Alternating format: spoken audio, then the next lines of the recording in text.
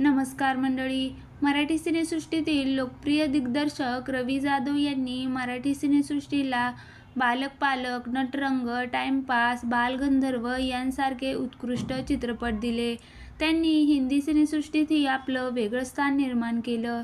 त्यांनी मध्ये ताली, मैं अटल हूँ असे चित्रपट आणि वेबसिरीजचं दिग्दर्शन केलं.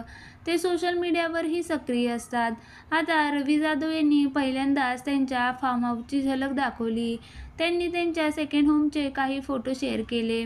रवी जाधव यांनी नुकतंच त्यांचं टुमदार घराचे फोटो शेअर केले. हे फोटो शेअर करत त्यांनी "हे आहे आमचं फार्म हाऊस" असं कॅप्शन दिलं.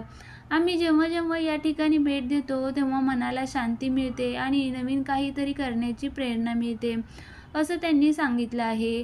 त्यांचं हे फार्म हाऊस अलिबाग येथे नायगाव येथे आहे.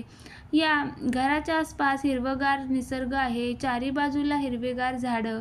रवी जाधव यांनी शेअर केलेल्या फोटोमध्ये त्यांच्या घरात प्रशस्त बाल्कनी दिसते.